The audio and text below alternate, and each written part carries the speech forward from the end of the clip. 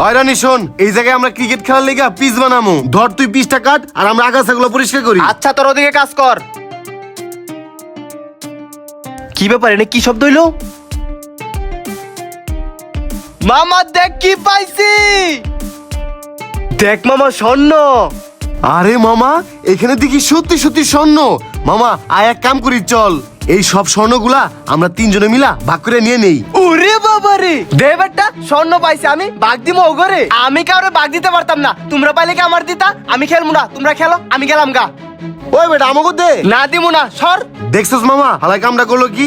আমরা সবাই একসাথে আইছি আর হালাই একা পায়ে একা নিয়ে চলে গেল গা। আমার মাথায় বুদ্ধি আইছে, এই স্বর্ণ নেওয়ার লিগা ওরে ফালাই দেওয়া লাগলে ফালাই দিমু। এই স্বর্ণ মনে কর বেচলে অনেক টাকা পামু। ফালাই দেওয়া লাগলে ফালাই দিয়ে ওই জিনিসগুলো আমরা নিয়ে সারমু। হ মামা, ওই আমাকে লোকে পোল্টি নিছে, আমরাও পোল্টি নিমু। দরকার পড়লে ওরে ফালাই দিমু, দুজন আর হয়ে যাবো সবকিছু। আচ্ছা ল। হাই হাই, স্বর্ণ পেয়ে গেছি। এটাতে কি করমু? এগুলা যদি বেচতে পারি আমি লাখপতিও যামু। কেউ দেখার আগে তাড়াতাড়ি কাটতে পড়ি। ইসিরে একটু লেগে বাইচে গেছে। ওই পিছে পিছে আয়। বন্ধু, তোরা আমার মারতে পারলি। বন্ধু, তোকে স্বর্ণ লাগতো, তোরা স্বর্ণ নিয়ে গেতি। বন্ধু, আমার একটু মেডিকেলে নিয়ে যা, আমার জীবনটা বিখ্যাত। বন্ধু, তোমারে মেডিকেলে নিমু, তুমি সুস্থ হবে আর স্বর্ণের ভাগ দিবা না। তুমি দিতে চাও নাই, তোমারে মেডিকেলে না, এখন পরবারে পাঠামু। ওই নিচটা সব চল।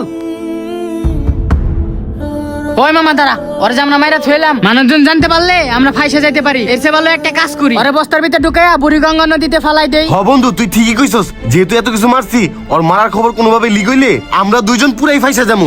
এর চেয়ে ভালো তুই যে বুদ্ধি দিছস, ওরে বস্তায় বইরা বুড়িগঙ্গা নদীতে ফালাই দিমু। সাপও মরবো, লাডিও ভাঙবো না। চল।